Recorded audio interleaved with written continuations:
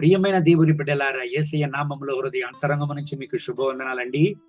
కీర్తనలు 17 5వ వాక్యాన్ని చదువుకొని ఈ రోజు కొరకు మనము ప్రార్థన చేద్దాం. నీ మార్గముల యందు నా నడకలు స్థిరపరచుకుని ఉన్నాను, నాకు కాలు జారలేదు. దేవుని బిడ్డలారా, కీర్తనకారుడు దేవుని సన్నిధిలో ప్రార్థన చేస్తున్నాడు. ఏమని? నా జీవితం స్థిరము లేకుండా ఉండకూడదు, నా యొక్క జీవితపు ప్రయాణము స్థిరము లేకుండా ఉండకూడదు, నా జీవితాన్ని స్థిరపరచము అని దేవుని చూసి దేవునిపై తన నమ్మకాన్ని త్రిప్పి దేవుని సన్నిధిలో కీర్తనకారుడు ప్రార్థిస్తున్నాడు. దేవుని బిడ్డలారా, ఈ ఉదయకాల సమయంలో ఒకవేళ అనేక ప్రశ్నలు మీ హృదయంలో ఉండవచ్చు. ఎందుకు నా జీవితం తడమారుచున్నది? ఎందుకు నా యొక్క జీవితపు మార్గాలు తడమారుచున్నది? స్థిరం లేని పరిస్థితినే నేను చూస్తున్నానే.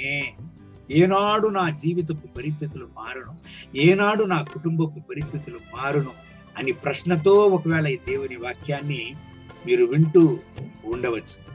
బాధపడకండి, భయపడకండి, మీ కన్నీటిని దేవుడు మార్చును. కీర్తనలు 121 3వ వాక్యం చెప్తుంది చూడండి. ఆయన నీ పాదము తొట్రిల్లనీయడు, నిన్ను కాపాడువాడు కునుకడు. నీ పాదములను ఆయన తొట్రిల్లనీయడంట. నిన్ను కాపాడువాడు కునుకడు, ఇజ్రాయేలును కాపాడువాడు కునుకడు, నిద్రపోడు అని దేవుని వాక్యము చెప్తున్నది. ప్రియమైన దేవుని బిడ్డలారా, నీ జీవితాన్ని కాపాడువాడు దేవుడు. నీ నమ్మకాన్ని మనుషుల పైన ఉంచవద్దు, నీ సందర్భాల పైన ఉంచవద్దు, నిన్ను పిలిచిన దేవుని పైన ఉంచుము. ఆయనే నిన్ను కాపాడువాడు.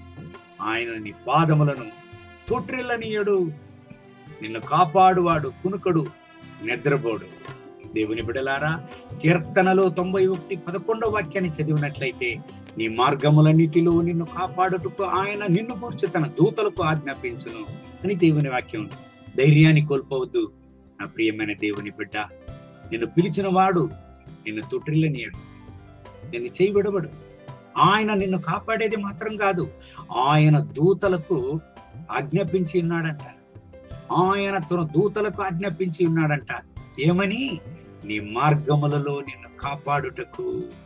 దేవుడు నిన్ను కాపాడేది మాత్రమే కాదు, దేవుడు నిన్ను స్థిరపరిచేది మాత్రమే కాదు, నీ జీవితములో నువ్వు అస్థిరంగా ఉండకూడదని, స్థిరము లేకుండా ఉండకూడదని, తొట్రిల్లకూడదని, నిన్ను కాపాడుటకు, నీ పాదములు రాయికి తగలకుండా నిన్ను కాపాడుటకు తన దూతలకు ఆయన ఆజ్ఞాపించి ఉన్నాడంట.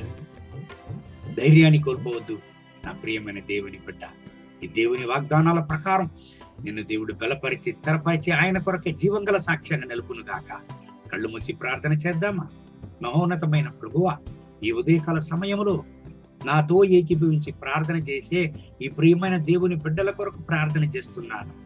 వీళ్ళ దుఃఖాన్ని సంతోషంగా మార్చండి, వీళ్ళ వేదనలను మార్చండి. ఎవరంతా కన్నీటితో వేదనతో, ఎందుకు నా జీవితంలో ఒక స్థిరము లేదు, ఎందుకు నా జీవితం ఇటువంటి పోరాటాలను సంధిస్తున్నది, ఎందుకయ్యా నాకు మాత్రం ఈ పరిస్థితి అని వ్యాకులముతో, కన్నీటితో, వేదనతో నాతో ఏకీభవించి ప్రార్థన చేసే ప్రతి ఒక్క దేవుని బిడ్డల కొరకు ప్రార్థన చేస్తున్నాను.